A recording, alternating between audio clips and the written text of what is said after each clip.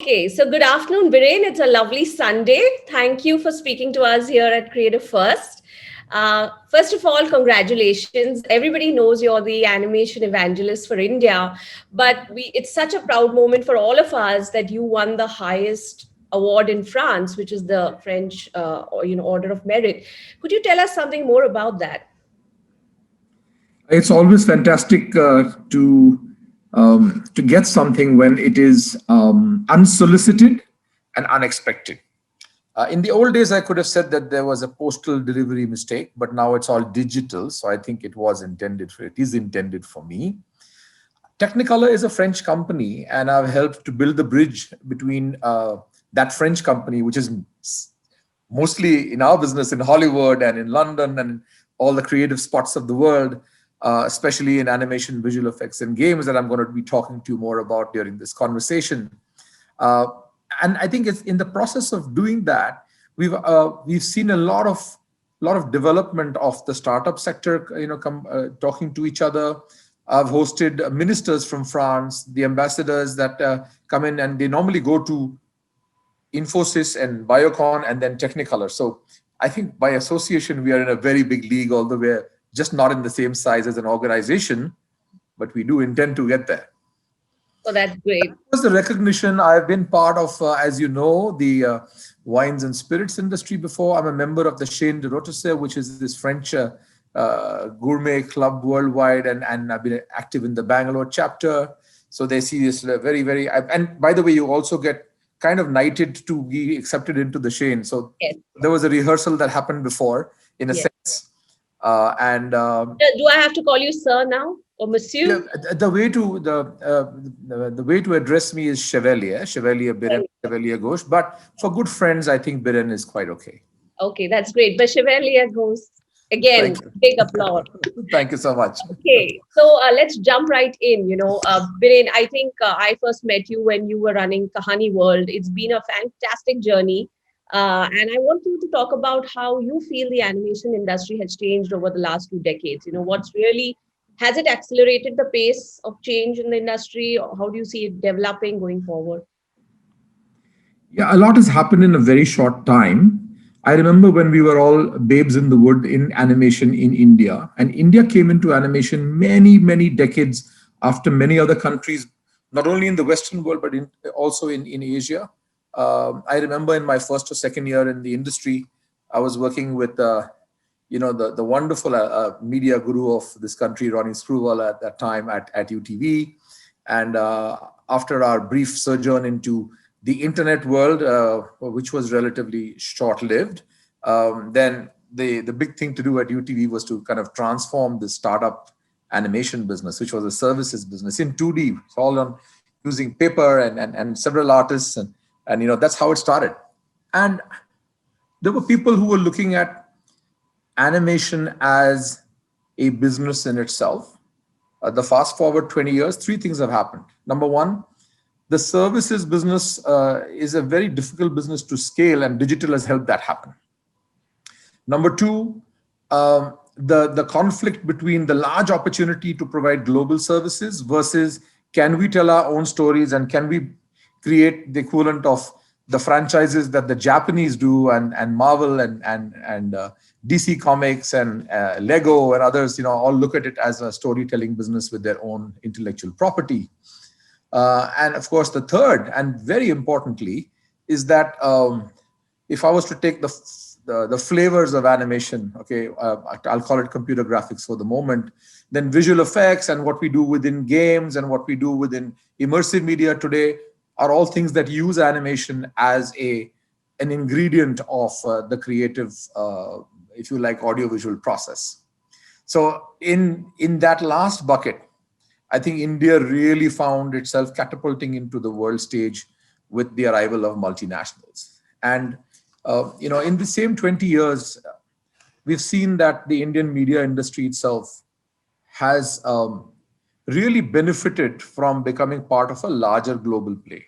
So, going back in time, we had, of course, the mighty Z as a network and creating channels, but it's the arrival of Star and the arrival of Sony and the arrival of others that had library, process, experience, production knowledge, a rigor of creating, managing, and delivering content that brought about a certain organization. And of course, computers has helped to scale that.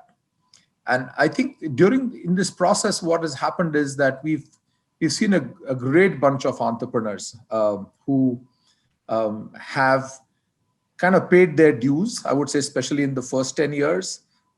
Many of those companies don't exist, but because they started off, because they took the big risk that Indians don't ordinarily take, uh, they actually created talent. They built talent. They gave a certain presence to what we did. And of course, I think the media is a very good demonstration. The media industry is a very good demonstration of how I'll use a bad word in these times. The word is virus, but Yeah. but media has shown that ideas and products and messages, they spread like virus, right? And little causes have large effect. So those startups that happened in animation have now fueled the games business, the visual effects business, the immersive media business, the AR business. And we are now, and I'll end here, jumping out of what we've learned through the technologies and the storytelling process. And now I suddenly see studios that look just like mine, but guess what? They're not in entertainment. They are in right around me here. If I just take the Whitefield, Bangalore community, if I walk into Dassault Aviation, that is designing the future look and feel for Airbuses, if I walk into the Mercedes-Benz Research Center, they have the same computers, they have the same software. What I'm making in the virtual world, they're making in the real world. So look what's happening. And of course, that other word that used to be used loosely is being used more purposefully, and that word is design. And you cannot produce animation or computer graphics driven projects the same way that we just go and shoot, like Woody Allen did. Let's just do it. The Nike slogan, let's just go make a movie. We'll figure out the script on the way. We'll figure out everything else on the way. That can't happen because it's such a process. Every frame of film requires 14 different inputs that if you don't see the movie before the movie is made, or the show or whatever you're making, you're going to have a very hard time later on. So I think all of this has brought, all of this has brought us to a stage, and we'll talk about that in this conversation, of how this thing that we call animation is jumped out of a so-called niche and is now part and parcel of a lot of things that we do.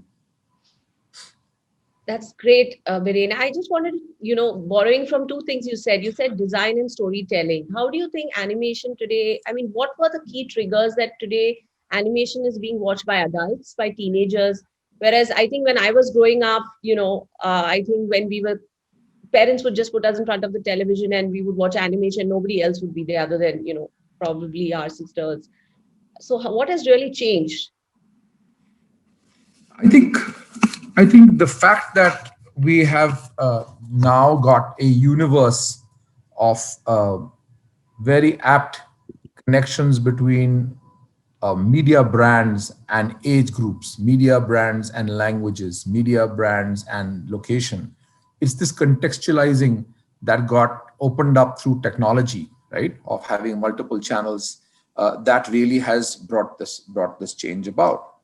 So we still are fairly immature, I would say, the in understanding and being familiar with certain spaces in the storytelling world. And I think we'll talk about that in more detail, but games is a great example. So everyone thinks that games is for kids, Right. but the average game, and we work on a lot of games. We work with Ubisoft, we work with Sony, we work with Electronic Arts, we work with, Rockstar, we work with many folks. And games like the typical action game that we make, the big console games, the AAA titles, the target audience when they design those games is typically made for an American male 32 years old. Okay, so that's the target audience. It's meant for those guys. So if someone turns around and says that, this 12-year-old should not be playing this game because a lot of violence and sex, that's up to the parents and that kid. But actually, it was never meant for that kid. There are other games and there are other titles and there are other things in the games world that are much more age appropriate for the tweens and the teens and so on and so forth. So I think this is where, the maturity of contextualizing who's watching which story on which platform, and it's becoming more difficult because, with with the internet, everything is available everywhere to everyone, and that's part of that myth. And to the point that you raised, now you are a very, very lovely young lady, but compared the time when I grew up, okay, we only had comics. So That's right. most of the stories that you might have heard of later on, we first read them. We first read them in the comic form, and they're all the classics. By the way, you could get all the books that were classics in a comic book form, and that's how it was. Now look at India. We are a very, very underserved country when it comes to content for kids, and that's across the board. By the way, it's toys, it's comics, it's literature. Because in the quest for development, in the first 50 years of being an independent country, we had to do so much. It was English, math, and science. You get these three right, you get a job, you start making a living, right? And don't worry, when you're old and when you're 50 and 60, you can enjoy your money later, but not now.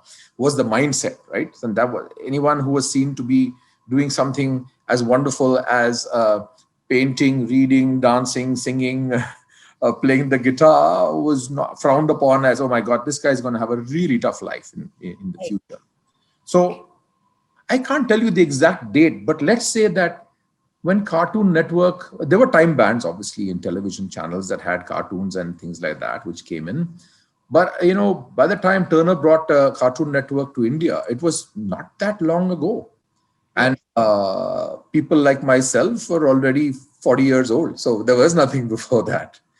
Um, Except for probably you remember Spider-Man on DD Metro every of Sunday course, at 5 o'clock. of Yeah, course, of that's all. course, Yeah. of course, there was. So time bands, yes, there was a Sunday morning show or some channels put some things on in the evening. But even that did not exist till 35, 40 years ago. Yes. So all this, that's why I'm saying that we were and we are still very underserved when it comes to what we need to do with and for kids, right? And that's changing. I think that's what we're going to be talking about a little bit, because for all of us at any age, right? Don't forget the stories that you were read for bedtime when you were very, very young. Yeah. That doesn't change even today. When we have certain emotions that are overtaking us, when things happen, it's stories that help us to make sense of the world around us and what's going on, even in a pandemic.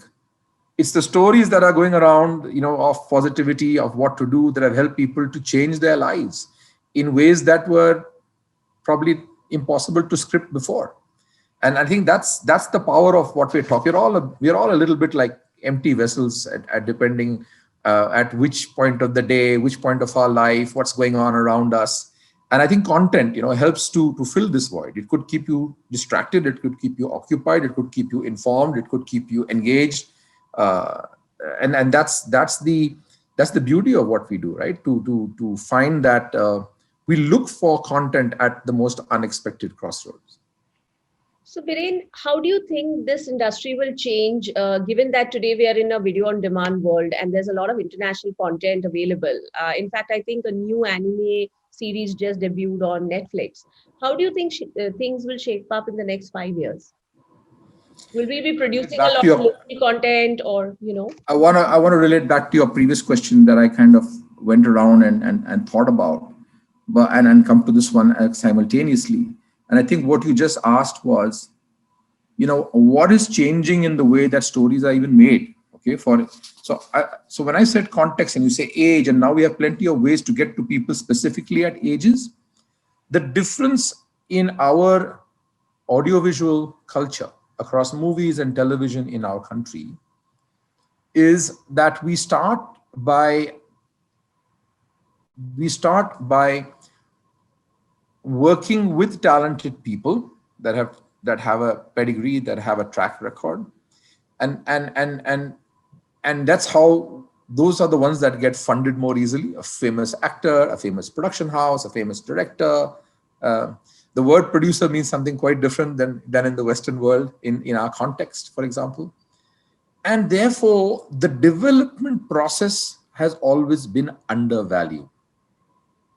When we came from being a relatively poorer country to now a more developing country, we said, if we don't have the money to make a house, how the hell can we find the additional money to actually go and get a top flight architect. Right. In my lifetime, 85-95% of all houses made by all income groups in this country had a contractor who came in, and they borrowed, adapted, took the design from something that existed, or the contractor then found an architect person to help him and advise him or her on the, what should happen. So I think this is the big change today. Less and less and less projects are made without. I mean, the architects today are where they belong, in the driver's seat. Yes. The Yes. directors are beginning to become the boss of movies, which they have not necessarily been. They are designated the captains of the ship, but they don't necessarily drive the ship. There are lots of voices that will tell them what to do depending on the power of other elements of that project, and that is changing. And coming to things like anime, or coming to things like animation, these are art forms. So the beautiful thing about animation or fully animated characters as opposed to live action characters is that they will not be able to go on a matrimonial site and fill a form, because they can't tell you their horoscope, they can't tell you their religion, they can't tell you that the where they are from, which means they are far more ubiquitous. That means they are far more global. And when you take a Japanese character or a Spider-Man, as you did in the past, right? And when you dub that show in another language, or you interpret it in a different context, it has new life. The same thing that was made in Japan for a very different audience now has a new life. And in the history of India's animation journey over the last 10 or 15 years, there have been, the majority of this time, we've had Japanese characters whose shows are dubbed in 8 or 10 or 12 Indian languages. So the kid in Orissa or in Bihar listening to Shan Shan or Doraemon in Uriya, in the local language, they do not see that character as a Japanese character. They see that as a one of their own. This is a quirky, cool character that's actually from where I am. And that's why it becomes so much more ubiquitous to manage, right? So that's the one part of it. The other thing that I'd like to just say is, it may surprise you to know that most of the Japanese content, most of these big animated shows that you see, almost all of them, they are not about the show. They are done by licensing companies who want to create a brand. And there they've had the gaming format, they've had gaming parlors, they've had ways of devices and gadgets. As you know, Japan's led the world in that for many Give years. us an example. If you take Pokemon, right? Or Right. it was not created to be just a movie or a TV series. So Toei is a very big company in Japan that has billions of dollars worth of intellectual property. Only hundreds of millions of that value came from movies and TV that the world knows. Okay, it is the same in Hollywood, by the way. The power of the power of the franchise is what Mr. Katzenberg sold DreamWorks Animation to Universal for. Yeah. What was the value? Because they see the value of the Shrek and the How to Train Your Dragons and the Trolls and so on and so forth. And they say, oh, this could be really important for our theme parks, and it can go on our cruise ships, and it can go. So it's the power of the franchise, right? That's what they got. And when Mr. Lucas built something that was billions of dollars worth, why did Disney buy it? Because they saw that it has many more billions in its ability to keep people enthralled for years to come. Now that's so the movie in many cases is the launch vehicle for that. I don't know if you know this, but Barbie happens to be even today one of the largest selling toys and dolls in the world. Right. You may not know, and I don't know the exact number, but it'll be pretty close. There will be more than 20 fully animated movies, which are Barbie movies. Oh, wow. Didn't know that. Yeah, we actually worked on two of them here in the last 10 years. That's amazing. And those in the old days as DVDs or whatever would be kept at the counter when you're going out from the supermarket, and you would buy Barbie and the pink shoes. And guess what's coming out in the market very shortly? It's going to be the Barbie doll with the pink shoes, right? Now, what have you done? You actually, that's going to sell. You're definitely going to sell the Barbie with the pink shoes to the girls in the house whose parents brought that movie back and did some family watching, or she watched it on her own, or whatever the case might be. So I think the idea of building brands is still awaiting, uh, is still something we're waiting for us to do something within India. It hasn't reached the level of, if you like, 360-degree franchise Yeah, that we've seen in other places. And anime, very little anime is the way you and I see it. Anime is a conversation tool in Japan. If people want to actually send notes to each other, they might do little sketches. oh, fantastic. We lost the I think emojis today on our phones are bringing back communication through graphic. That's right. But otherwise, you know uh, that's what they would do in Japan, is to interpret what they're feeling in ways that were very, very full of art. And I've been I would have been a more affluent person if I hadn't bought all those LPs. And then when the cassettes came out, I bought them all over again on cassettes. And that DVDs. little, behind me there, you can see those racks. Those are all CDs, by the way. You're Oh, wow. what CD is, but people used to buy music on CDs. And then now I've got the whole thing on Spotify, right? So imagine if I hadn't bought all of those hundreds and thousands of records and CDs and cassettes, I'd have been well off. But who knew?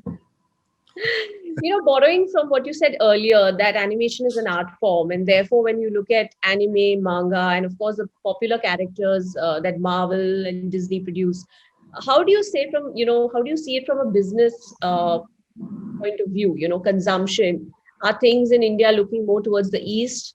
Because we all grew up drawing from art forms and characters from the West, including Tom and Jerry, Mickey Mouse, etc. So might surprise you to know, but in the last 4 or 5 years, amongst the many, many shows we produce simultaneously, we've actually produced Mickey Mouse every day in Bangalore. Okay, so that And answers the question then. but it's a big leap, because imagine how sacred the image of that mouse is as the power of the franchise of a company as phenomenal as Walt Disney. Yes. And imagine the leap that one has to take creatively in order to now take this from the 2D world to the CG, 3D. Very, it has to have, it has to protect uh, the core, the essence of that character, without losing it, and you know, hoping it will not become more plasticky or gimmicky, but will be seen by everyone almost like no change ever happened. So we also do this work for brands. For example, we use visual effects and animation. It might we touch about 70 to 85 advertising commercials a month for the biggest brands in the world. Wow. Okay, that's a lot, right? So that's like between 800 and 1,000 commercials, and these are really, really important tools of communication.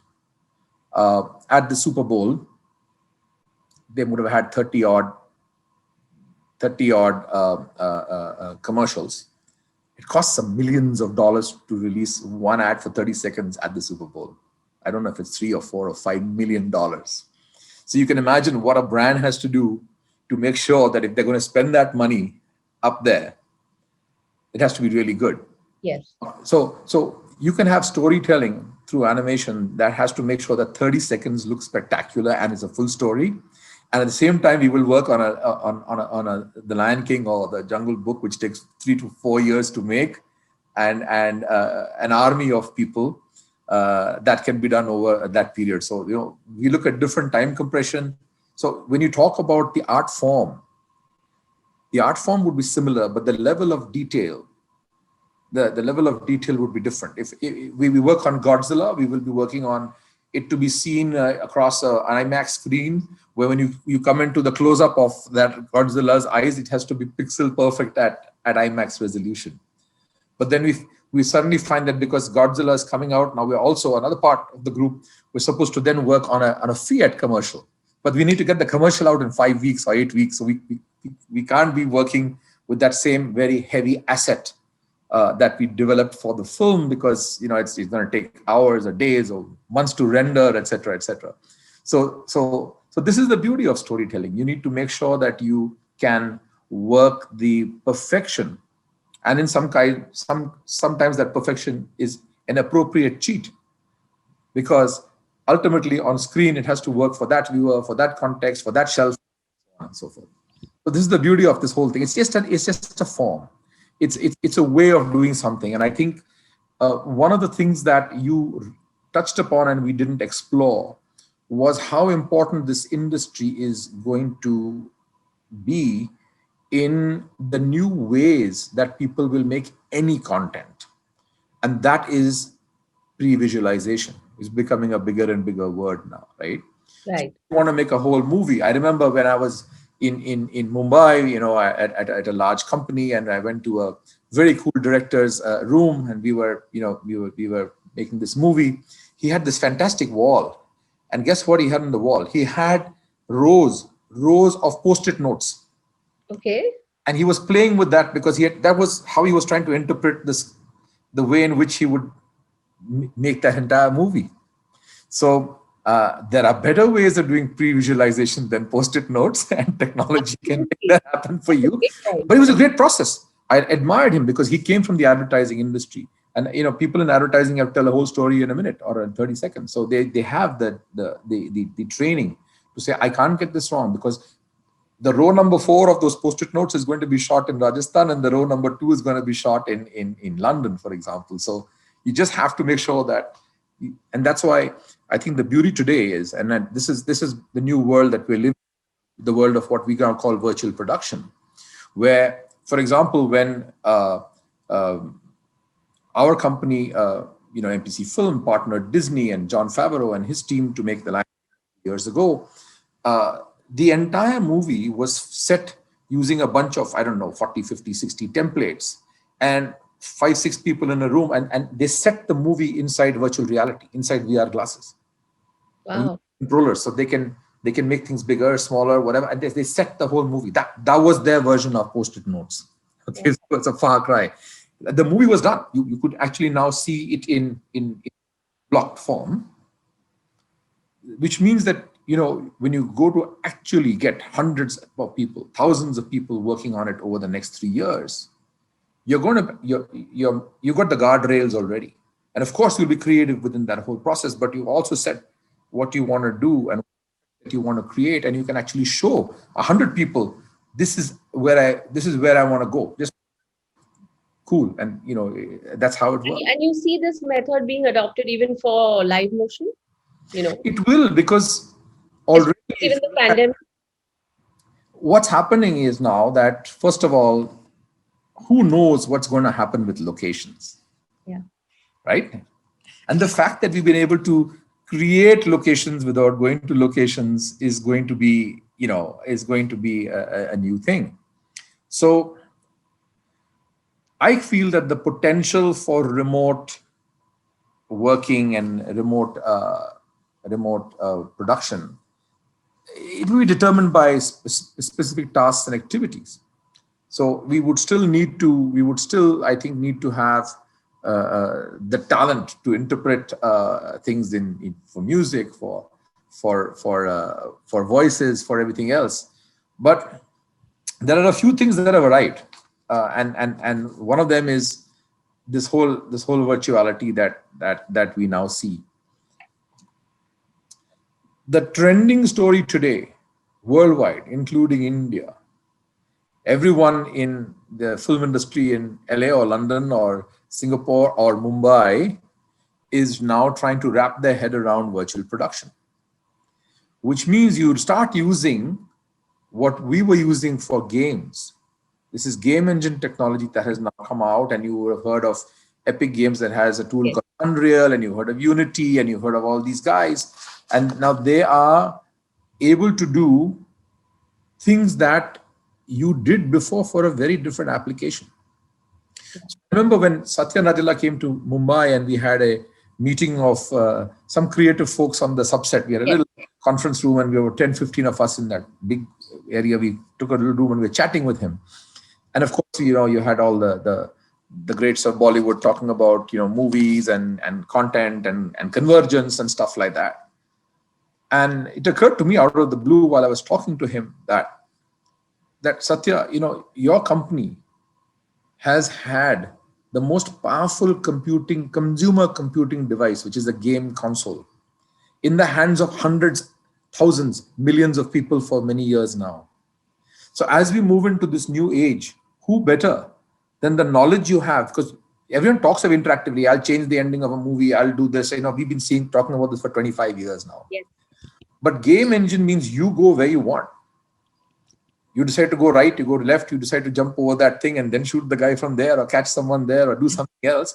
Your computer in your hand is real-time processing imagery, right? Which is really difficult to do. That now has become obviously a huge enterprise product or project. And with the software that these guys are bringing, you will now be able to do things that earlier you only did for games. And therefore, no matter whether it is the local film industry, for nothing to do with animation, they're just going to be the same people that used to shoot, TV serials for Star, Sony, Z, and others. Whichever way they did it, will now use more and more computer graphics and game engine technology because it is a method. So like there are different forms of animation that were clay motion and 2D and 3D and using Flash and using something else. Now game engine technology is taking that out. So as I said before in a different example, things are jumping out of one box because of technology and becoming parts of all types of communication and storytelling. And I think that could even be applicable for live sports, where pretty much if you look at the last IPL, you had to generate that buzz without people being in the stadium. Great. Moving on to gaming, Biren, you began this chat by saying that gaming has pretty much led the way in a lot of ways for animation. Could you elaborate? So it's a big universe. I'll try and simplify it. We here have been working on the famous FIFA game for EA Sports now for 11, 12 years. We've been doing this. So if you were to see the games 10 years ago, 5 years ago, and today, you'll see how much more real they've become, right? So we can tell you about all the blades of grass of all the stadiums that FIFA has played in all over the world. You actually come up with new tools for multiplying characters and making crowds and getting applause and getting environments and stadiums which are both night sky outside and lighting inside. And I mean, it's amazing. And if I was to start with esports, because you raised it, but I'll go then broader across gaming. Esports, especially post-pandemic, is the stadium of the future. So today, the stadium in Mumbai and the stadium in Bangalore, where we play the IPL cricket, has a capacity. And how do you take care of the overflow of that capacity? You do that on, through television or through streaming, right? This is not a new story in places like Korea.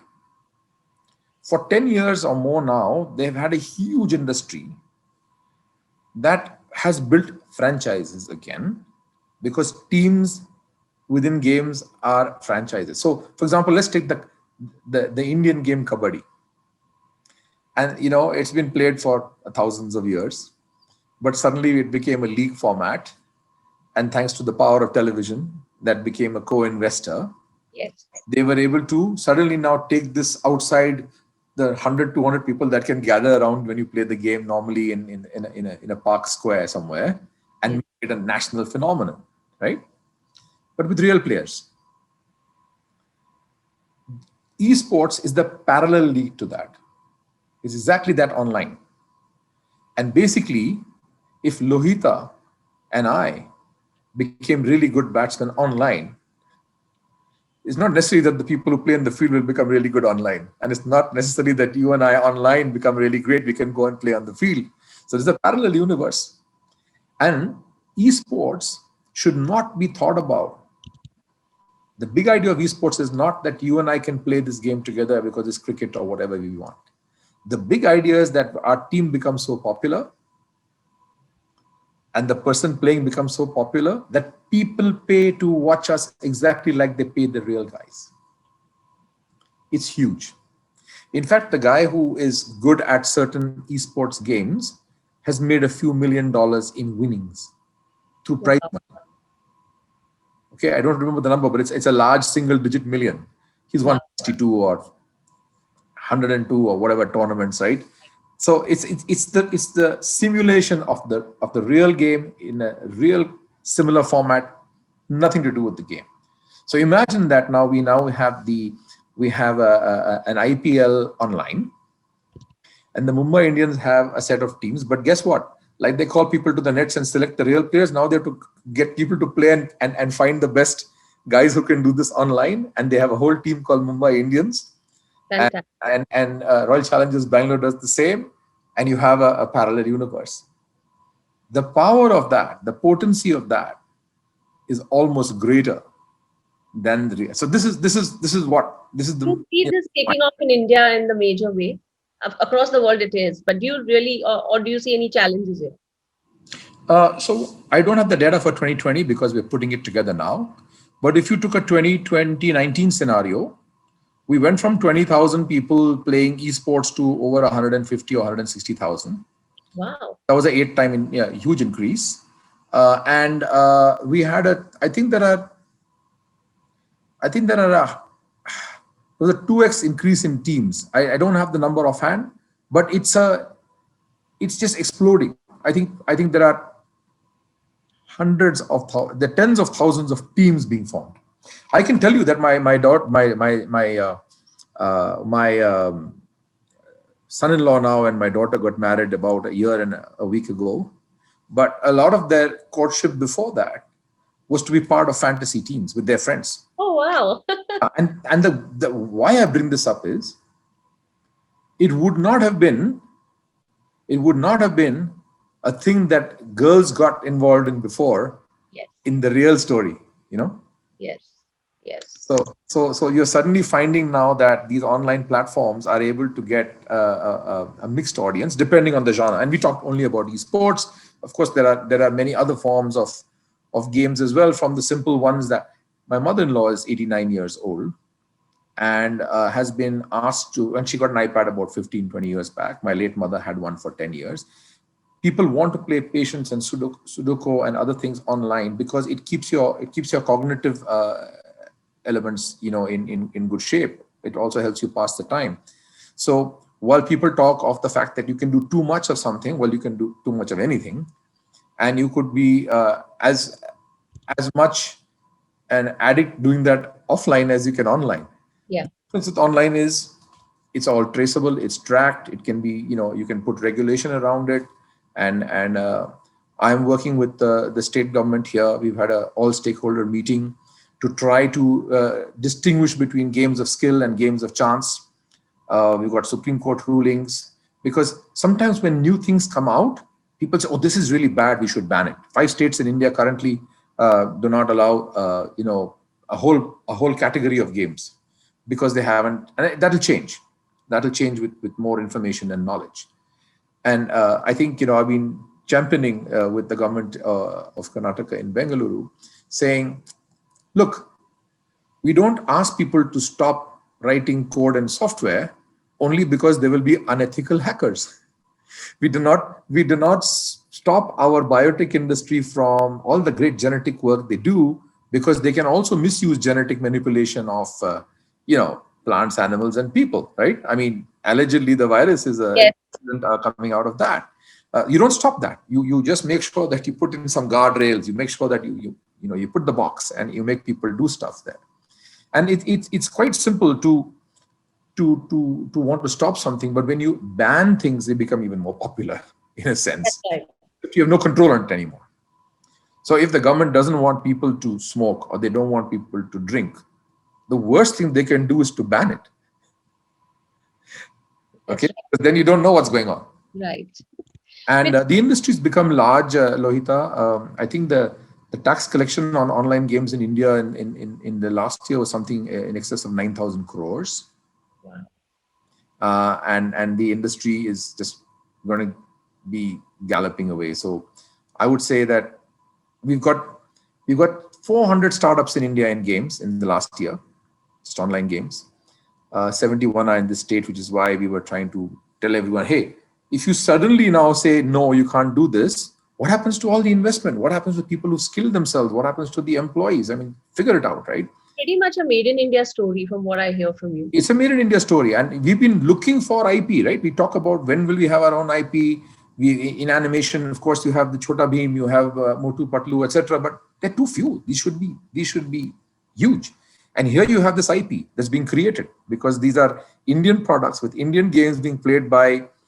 Do you know we went from 25 or 30 million to we are now 365 million gamers in India. Wow.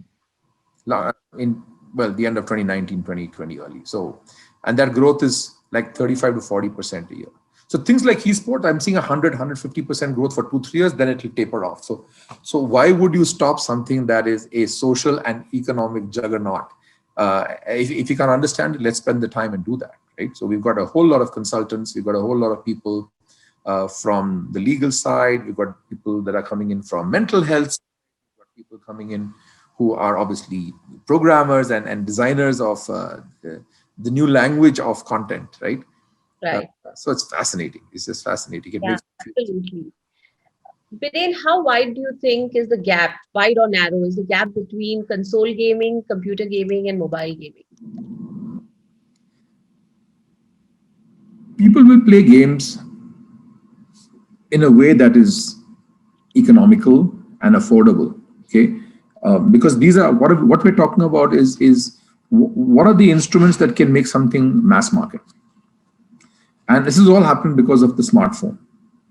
And the price of the smartphone in India is now become wonderful, Yes. and the cost of data in India has now become wonderful. And the ability to have this conversation on a broadband connection, I hope I don't jinx it, is wonderful. With 5G rolling out everywhere, it's going to go another league. So the answer to your question is gaming is a cinematic like experience. Right. The console is like a cinema. And guess what's going to happen to games that today are console, which you play on lovely TV screens? You sit there. You can even have rigs and drive like a racing car in a thing, or you can just do that with controllers, Or etc. headset. But the quality of, because we've been making game cinematics for many years, and they've been of a much higher quality than a lot of TV animation. Because the TV now is sophisticated, but 10 years back it was not. So you've just, I've only been here at this latest assignment now for 11 years, 4 months, 14 days, and 4 hours, but approximately. the the we went from SD to HD to 1K to 2K to 4K. Even if you're making the same show, I'm Yeah. making Penguins of Madagascar 3 seasons. It's going to be in 3 different technologies. So the answer to your question is technology will always make people consume it in the way that they can afford, and everybody will want to have the best, which is why your screens on the mobile phone have become better and better and better and better. Your cameras become better, better, better, better, right? You can do 4K on your phone. God knows next you'll do 8K, whatever it is. I think, and what I'm waiting for is for the VR headsets to get more affordable and more cool, because playing games inside a VR headset is going to be so real. You know, our minds are very, very fickle. And no matter if you tell yourself 100 times before you put on the VR headset of that VR thing that's going to make you walk on the top of a tall mountain, and I'm terrible at heights. The moment I've told myself, this is only this thing, all I'm going to be doing is, I know I'm in my drawing room, I know I can't fall because I'm going to fall on the sofa. But the moment you put that on, wait for 10, 20, 30 seconds, you're gone. I'm definitely going to try locate somebody who has one. It sounds You you fascinating. you have to see the VR headset is crazy. And we were lined up in a big conference in Hong Kong, and there was a carpet, okay, a thin carpet, which is like a walkway. Okay, think of a red carpet. It's only 30 feet long. And we suppose everyone's queuing up because everyone wants to put on this headset. and walk this. The headset tells you that you are walking on a tightrope between two skyscrapers in New York City. Oh, wow. Where are you? On a flat, big, big hall, on a red carpet. Okay. And no matter what you told yourself, you are, and people walk on, not, they don't hold you, they walk on both sides because at some time you are, suddenly a bird flies and you are, it's so real that you may fall. You lose your sense of balance standing absolutely straight just because you're wearing a VR headset. That's how real it is, right? So imagine if you were to be playing a game, some jungle warfare game or a heist, or you want to be a part of a thriller thing, or you want to be in an action thing. The fact that you have those headphones, and it's a bit clunky now, but that's going to change. That's going to change, and that's going to be a whole different story. All How of that brings us to the very important question from the point of view of what your mission is, and you explained creative first to me, is that we need to be thinking quite hard about the kind of the organization of the creative class. What are the curriculums of the future? Because if things are changing so fast, what should the guy in the 4-year undergrad program be learning? Yes. What should be the specialization they go to? Because if they learned something else 5 years ago and now you're saying, hey, actually, please go learn Unreal, then he said, why did I spend all that money? I borrowed a lot of money from my parents or whatever to spend, a couple of 100,000 rupees learning that. And now you're telling me we're going this way. So this is important. And therefore, while the undergrad program teaches basics, right, it's important for people to understand how they should be changing very quickly in a world that has huge change, a short shelf life for particular tools and technologies. And that's because if you're talking about India, where we're talking about hundreds of thousands of people, right?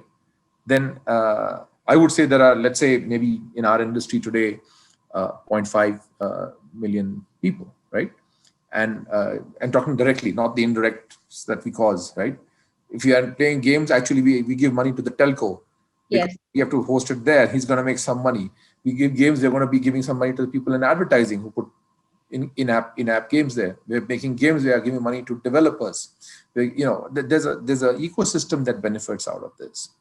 And that is much more powerful than conventional media, like print, for example, or film, for example, where we still have a very set pattern of he's making it, it's going to theater, over and done, right? Yeah, absolutely. You said that technology is key here, and also that technology has it's a very short shelf life.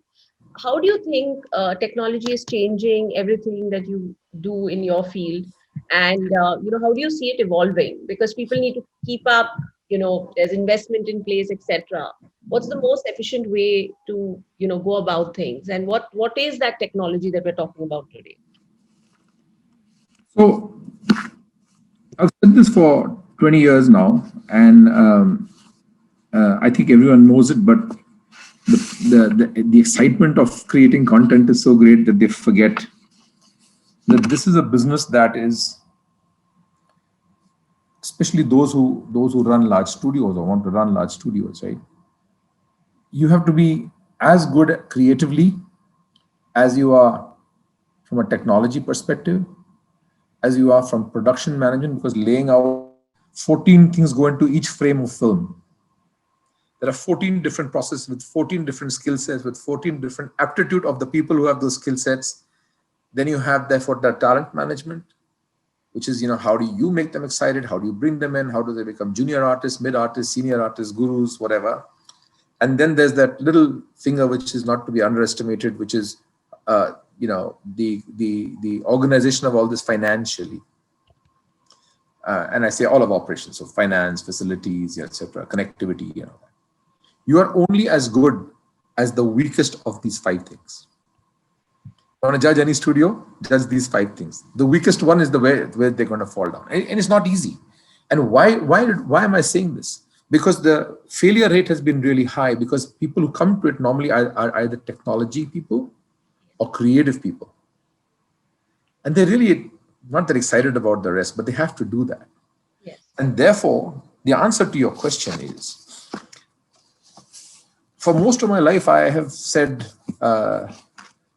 that, let industry grow, let the government, be out of this, let them not come in and do stuff, because I think the best industries grow on their own, etc., etc. And anyway, policy is one of those very ominous words, right? It sounds like a very boring word. Yeah. But I think if you look at progress, digital requires someone to build the highway, and for you and me to have cars and a purpose for driving, for holiday, for work, or whatever on them. If we are asked to build the highway as well, it becomes too much for us to do. Which is the same thing it became for all people starting studios. They were trying to do a lot of things that are infrastructural in order to do the things they wanted to, which was to tell a story. Yeah. And therefore, I now have been successful. We are coming to the last year of our second policy, 5-year policy in Karnataka that we had managed to kick Have off. evangelized, basically. We evangelized it. I've helped. I'm happy to say that I sat with and helped the wonderful minister and the secretary in Telangana to do their policy. They invited and thanked me at the launch. It's been very special. And this is my extracurricular activity, right? This is not my day job. This is what I do. My father used to do a lot of work in the Lions Club and the Rotary Club, and this is my Lions Club. But we want to know more about Abai. What is Abai? And by the way, that's a very cool T-shirt. Thank you. Thank you. It used to stand for the Association of Bangalore Animation Industries. But like ITC or UB, we had to change that because the people outside Bangalore said, oh, it's only for Bangalore. So I'm from Mysore or Bangalore, I'm not coming. So we said, no, no, it doesn't mean Bangalore. And then animation became, oh, is it animation? No, but I'm from visual effects. I'm from games. It doesn't feel. So we coined this, I don't know who coined it. Someone coined in the government, the AVGC, animation, visual effects, games, comedy. It's now become an acronym, but it talks about that sector. And as I said in my kickoff, now we just stand because this logo became very popular. It is the government's nodal body through which they provide grants. So we started with 7 colleges in this country, unknown to most people. In the 4-year undergraduate program in the art schools, there are no digital tools. I see. And Okay. the only job you can get afterwards has to be using a digital tool. So I remember sitting in front of this very enlightened secretary in Bangalore 11 years back, and I took my iPad and I said, can you please, with using your finger, you can write on an iPad in a certain mode. And I requested him to sign his name or write his name with his finger. And he couldn't do it the same way he does it with a pen. So what I told him was, if you were only supposed to write now on an iPad and you're not allowed to write on paper anymore, as all the students graduating in India, how will you do it? And that was like the penny drop. Sometimes you have to use very simple examples to make a point. And we've now got from that first 7 colleges where we don't give them money. We buy the hardware, we buy the software, and we don't give them anything. They sign a contract. First, they have to send a faculty member to us, and we work only in the poorest government colleges. Wow. We started with 7, only 1 in Bangalore, 6 in small places everywhere. Now we're up to 27. My goal is 200. And we're taking this case now to Delhi saying, why can't this be everywhere? And with the new education policy and the nod that we have given to the fact that, art and animation and storytelling should now become part of curriculum at a younger and younger ages. I'm wondering how I can now create a program for schools. And I think we made another condition. It should not be no marks, no examination, and it's not compulsory. So only 15% of the college actually go to those little labs. We call it the digital art center. But those are the ones who really want to do it. And Wow. bring them by bus, train, put them in OYO rooms when we do this big GAFX event that we do every year. We bring people from all over. We have 4,000 people a day now coming to those that hotel and those Wow. programs before the pandemic, obviously. We bring 400 kids based on merit from all these small places to get inspired by someone coming from Disney and from DreamWorks and so on and so forth. So you need to create the excitement where creativity will thrive. And I was invited once to be part of the Copenhagen Business School had a project called Imagine. Um, I think you might have run into a gentleman called Mark Lorenzen sometime or the other. He's a good friend of a common friend of ours, and Yes. and and they were using this book at that time. It was called The Rise of the Creative Class. A guy called Richard Florida, I think 2004, 2005. And he talked about the fact that Bollywood and Hollywood and all the places where things happen, Soho in London, these didn't happen by accident. And there are certain things in the environment that you need to create in order for the creative class to rise there. And that's what we're trying to do at ABI. We started this to say, how do we make creativity scale? So now we've got a grant 2.5 years ago. We have a grant of 47.5 crores, that's $7 million. We built a 30,000 square foot place. We've got the world's most amazing motion capture, facial capture stuff, so that games and people creating stuff in the future can use. Unfortunately, it's been lying there because of the pandemic. We need to obviously do something more with it. But I like to spend my time against all opposition. And can you imagine how many people thought this was a big waste of money? And You're God, very persuasive, Biren. God forbid they're right, but it's not me. I have a great team comprising of people from the academic sector, people from startup sectors. So we've had this one day when this is over, we'd like to host a Creative First to do a workshop maybe in the city Fantastic. center. Be a pleasure. For sure. Biren, you were talking about taking so definitely we have a very robust policy in the in Karnataka. How do you see this going national, and what would you think are the four pillars that every AVGC policy should have? Look, there are a few things that need government intervention. I am now reading a phenomenal book by just came out by Bill Gates on this whole business of saving the planet and the greenhouse gases and stuff like that. And he said that until they had a class action suit many years into his career, he kept the government far away. But he now realizes that involving them is better and taking them forward is better. So now I wear government badges all the time, right? I think he's right. The pillars very clearly are: number one, skill development. To make sure that you want in the competitive nature between. I like the competitive nature between states and countries. Okay, so Bangalore was not in the top 5 animation visual effects centers in this country. We were number 7, and about 5 or 6 years back, and other states publicly acknowledged that in our CII forums, we became number 1. Okay.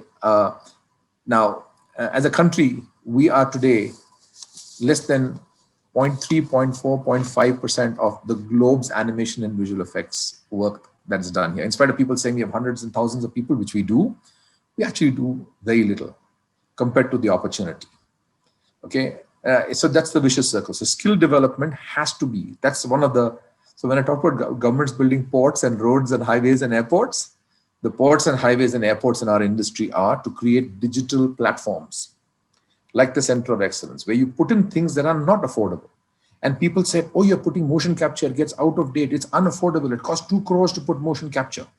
And I said, that's why the government should do it. That's why they should do it. Because if it was that profitable, I would have done it. Yes. But if it is something that is going to make hundreds of startups, if it's going to create thousands of jobs, if it's going to do something where people can make their films faster and it gets out of date in 2 years, our job is to make sure it's really used. And guess what? We'll persuade the government to put the new one at that time. So that's where I'm coming from. So number one is skill development. Number two is investing in infrastructure. So if I went back to that, let the creative guy do only his stuff. Yeah.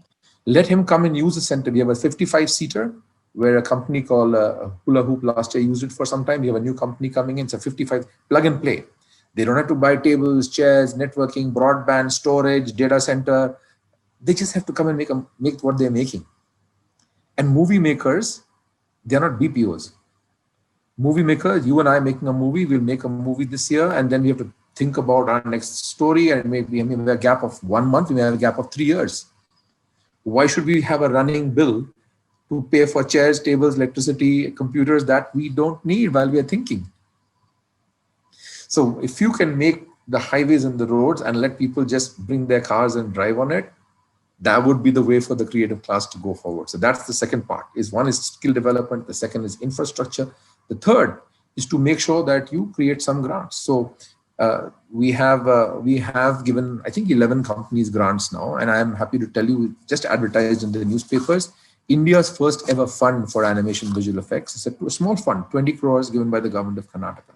We're putting our investment committee forward. Hopefully it will do well. Hopefully we'll make the right choices. It'll give a proof of concept to everyone. So I think what we do at ABI, what I do at CII, what I do in other forums is, can we create pilots and experiments that will prove things to ourselves and others in areas that are so risky that people otherwise wouldn't venture into? Aren't those the missing things that will actually catapult us to, the next level? And what would the fourth pillar be according to you? Well, I just feel to create the common platform, right? Because government, academia, and I went to in the first 20, on the first 20, 15 years of my being in this industry, I used to go to places where you and I would meet, the Fiki Frames events and many other events, and you'd have this one panel where the industry would tell the schools that they didn't give production ready people, and the Yes. schools would tell the industry that. It got boring. So what people like us did when we started our own organizations, we train our people, don't get into the debate, let, may this story go. Now that is a big lag. So getting people together to diffuse these kinds of things. Now we've actually started something called, it's not started, the infrastructure is there, something called a finishing school. What do the best companies do inside? That should be done outside.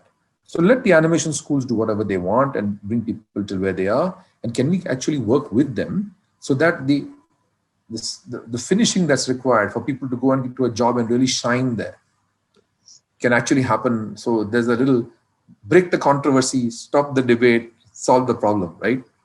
Back to my one of my favorite gurus, Bill Gates, right? You take technology to solve a problem. That's what he's doing with billions of his money, whether it's greenhouse gases or whether it's HIV or whatever. I mean, it's like something where you can try and decode it.